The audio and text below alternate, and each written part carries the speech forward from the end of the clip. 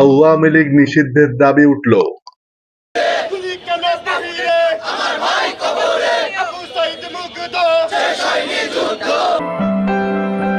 ঝিনাইদহে গণহত্যাকারী fascist Indian মদদপুষ্ট দল আওয়ামী লীগ নিষিদ্ধের দাবিতে বিক্ষোভ মিছিল ও সমাবেশ করেছে সর্বস্তরের সাধারণ ছাত্র জনতা। এ উপলক্ষে বিকেলে ঝিনাইদহের পায়রা চত্বর থেকে একটি বিক্ষোভ মিছিল বের করা হয়।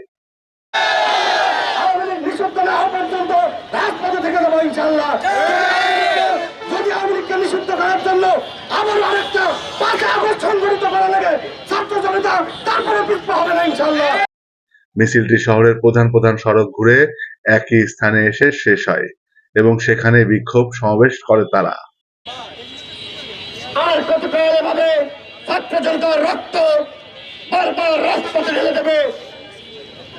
আমরা নিশ্চিতভাবে জানান দিতে চাই, আগামীতে এই বাংলায় যদি কোন আওয়ামী লীগ মর্যাদা দিতে চাই, বাংলাদেশ থেকে চিরতরে বিদায় জানাবো ইনশাআল্লাহ। সে সময় উপস্থিত ছিলেন জেলা বৈষম্য বিরোধী ছাত্র আন্দোলনের আহ্বায়ক আবু হুরায়রা, জেলা ছাত্র অধিকার পরিষদের সাধারণ সম্পাদক রায়হান আহমেদ রিহান, সর্বস্তরের ছাত্র জনতার পক্ষে বেশ কয়েকজন ছাত্ররা।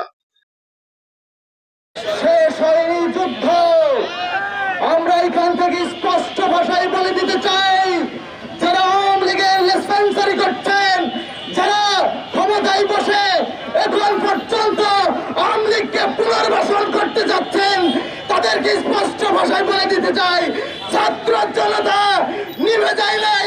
ছাত্র জনতা এখনো বাংলার জমিনের সকল প্রকার জুলুম এবং অন্যায়ের প্রতিবাদ করতে সোচ্চার রয়েছে। কথা বলেন ঠিক কিনা? এ সময় বক্তারা বলেন, যতক্ষণ পর্যন্ত আওয়ামী লীগকে নিষিদ্ধ করা হবে না, ততক্ষণ পর্যন্ত আমাদের সংগ্রাম চলতেই থাকবে। আওয়ামী লীগ যদি নিষিদ্ধ না করা হয়, তাহলে আমাদের শহীদ ভাইদের রক্তের প্রতি বেইমানি করা হবে। পার্শ্ববর্তী দাদাদের কথা আর উপেক্ষা করে এদেশের মানুষের কথা চিন্তা করে ফ্যাসিস্টের কবর আসলে সিদ্ধান্ত তো হয়ে গেছে গত 5 তারিখে। 5 আগস্ট সিদ্ধান্ত হয়ে গেছে এদেশে কে রাজনীতি করবে কে করবে না। এই বাংলাদেশের কোন অবস্থাতে ওই ফ্যাসিস্ট ওই গণহত্যাকারী আওয়ামী লীগের কোনো ঠাঁই হবে না। জনগণ ওই আওয়ামী লীগের কোন ধরনের প্রশ্রয় মেনে নেবে না। বাকিরা রয়ে যায়, অতএব অতি হলে বিলম্বে আওয়ামী লীগকে নিষিদ্ধ করুন, নাতে বাংলার ছাত্র জনতার একটি গণঅভ্যুত্থান করার জন্য প্রস্তুত রয়েছে।